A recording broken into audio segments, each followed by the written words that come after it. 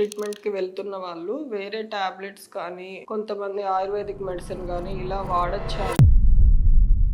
So, జనరల్‌గా ఏంటంటే కొందరు వేరే అదర్ రీజన్స్ కోసం అంటే కొద్దిగా న్యూరలాజికల్ గానీ, వాళ్ళకి other medical conditions asthma, epilepsy ఉన్నవాళ్ళు, లేదు ఇంకా అదర్ రీజన్స్ వల్ల కొన్ని మెడికల్ కండిషన్స్‌కి సంబంధించి మెడిసిన్స్ కొన్ని వాడుతుంటారు. అలా కాకుండా ఈ ఫర్టిలిటీకి సంబంధించినవే ఏమన్నా ఆయుర్వేదిక్ మెడిసిన్స్ కొందరు చెప్పారు అని చెప్పి తీసుకుంటుంటారు. సో, వీటి వల్ల ఐవీఎఫ్‌లో ఏమైనా ఎఫెక్ట్ ఉంటుందా? ఐవీఎఫ్ తీసుకునేటప్పుడు ఆ టాబ్లెట్స్ అన్నీ ఆఫ్ చేసేయాలా అనేసి అడుగుతారు. సో, మెడికల్ కండిషన్స్‌కి గనక ట్రీట్మెంట్ తీసుకుంటున్నట్టయితే వాళ్ళ కండిషన్ టాబ్లెట్స్ అనేటివి మొత్తం స్టాప్ చేయకూడదు. వాళ్ళు ఏ మెడికేషన్ అయితే వాడుతున్నారో ఆ డాక్టర్‌ని ఒకసారి కన్సల్ట్ అయ్యి మేము ఇలా ఐవీఎఫ్ ట్రీట్మెంట్‌కి వెళ్తున్నాము. ఏదన్నా ఆల్టర్‌నేటివ్ మెడిసిన్ రాస్తారా? లేదంటే ఇవే సరిపోతాయా అని చెప్పి ఒకసారి డాక్టర్‌ని కన్సల్ట్ అవ్వాల్సి ఉంటుంది. లైక్ న్యూరాలజిస్ట్ గానీ, ఎండోక్రైనాలజీ ఇలా వాళ్ళు తీసుకుంటున్న ట్రీట్మెంట్‌కి సంబంధించిన డాక్టర్స్‌ని. దాంతో పాటు మీ ఐవీఎఫ్ స్పెషలిస్ట్‌కి కూడా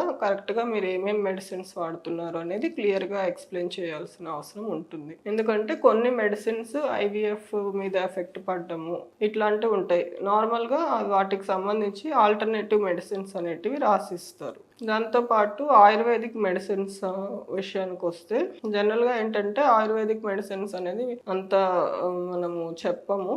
సజెస్ట్ చేయము. కానీ వాళ్ళేదన్నా వాడుతుంటే సేమ్ ఇలానే వాళ్ళెవరైతే డాక్టర్ దగ్గర తీసుకుంటున్నారో వాళ్ళ దగ్గరికి వెళ్లి మేము ఐవీఎఫ్ ట్రీట్మెంట్ ప్లాన్ చేస్తున్నాము. ఇది కంపల్సరీగా అవసరమైతేనే వాడతాము అని చెప్పాలి.